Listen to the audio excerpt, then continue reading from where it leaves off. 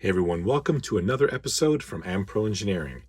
This is my Tamiya Monster Beetle, and I want to do some upgrades to it. Now, although these chrome lenses are the wrong ones to be used, this is the front auxiliary lamp mount for the Monster Beetle. So this here screws in to these little standoffs, and you get this neat look here.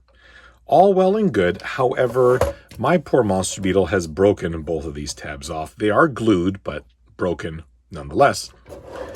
Given that, if you flip it over, you can see that these little tabs really don't have much structure, if any. So even landing a reasonable jump with this mount attached will result in these things kind of flexing a bit and ultimately breaking them off. So what I have is this reinforcement bracket. You can actually use this to get the Monster Beetle auxiliary lamps installed, or if you have yours missing one or both of them, you can see that there's actually a little lip right here on the Monster Beetle part that this will line up to. However, you can also have yours, like mine, either glued or still in good shape. You can still use it as reinforcement. So here is how this works. You're going to line it up like that. It's a little bit of a snug fit. Again, mine are a little broken. I designed this based on a good one.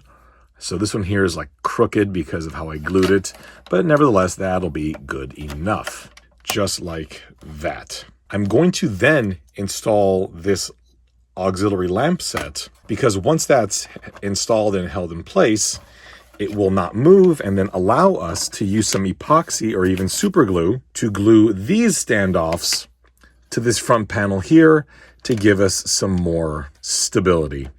When you are doing this, just make sure that you want to scrape off some of the paint here, because you don't want this to just rip the paint off. And the same with this. I painted these low gloss black, but I do want to make sure that there's some nylon there exposed that the glue will actually bond with. So on both sides, clean up the surface.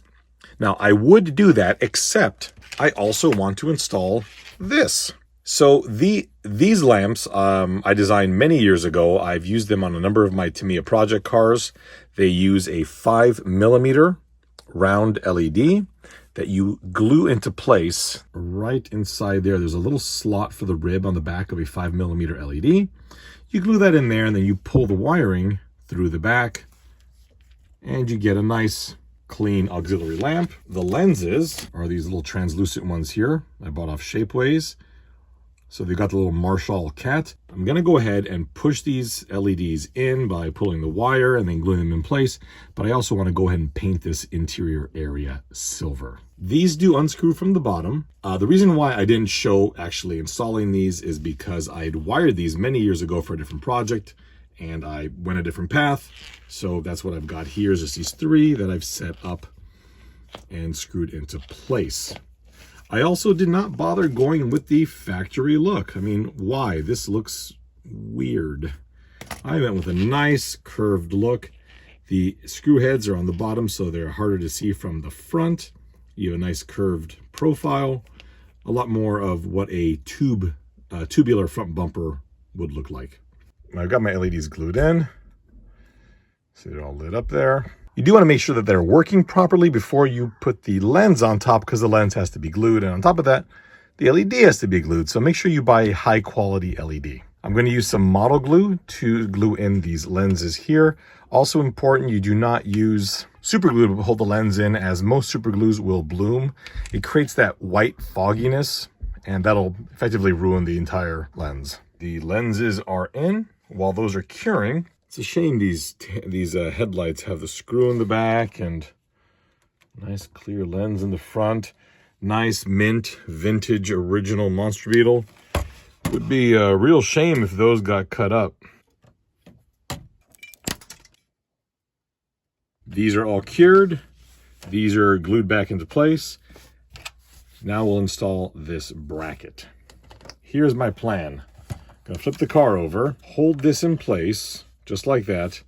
Take this piece, take this black piece, line it up in these holes here, and run probably I'm gonna run a 12mm long self-tapping screw. If I've got a 14, I'll run a 14.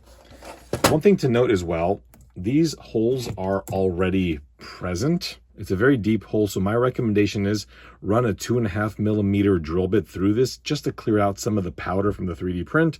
The last thing you want to do is force the screw in here and then it's full of powder, and it'll likely strip the hole because the powder's got nowhere to go.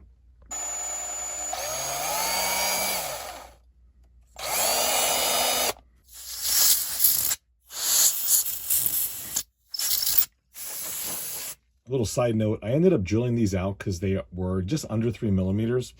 And the reason for that is when I have the screw in here, I want to make sure that I can actually thread only into this mount here. Otherwise, it's very likely you just won't get good engagement and it might actually be loose. Line that up. Okay, and that lined up. Again, you don't need to have all these wires in typical Ampro fashion. That's what I've done. Remember, the stock one will just bolt right in if you want to do that also. If your original mounts are cracked, once you glue them, I wouldn't over torque them because it's likely they'll crack again. So just get it a little bit so it stops moving. Okay, that's good.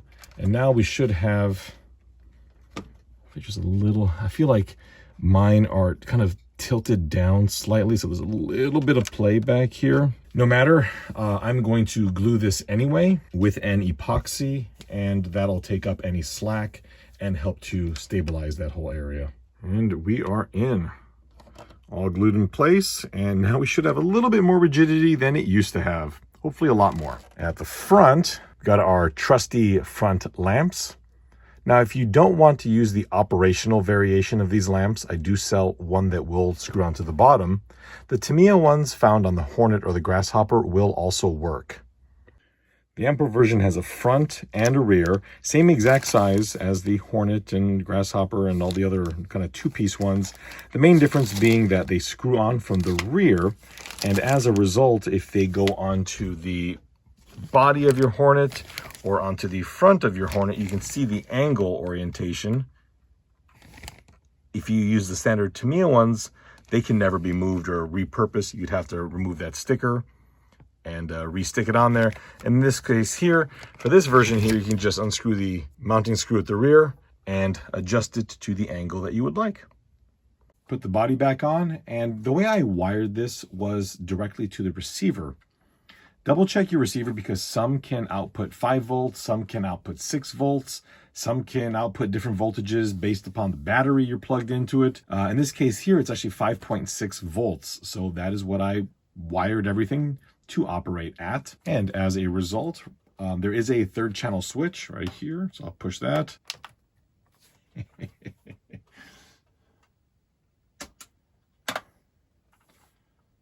That's it's pretty sweet. Pretty sweet. So we did cover a few things in this video. From the brace for the Monster Beetle's lamps, the lower bracket for the lamps, the different lamps, the non-illuminated variant. So hopefully there's something here that can make your Monster Beetle look just that much more awesome. Links, of course, are in the description. Thank you all so much for watching, and we'll see you next time.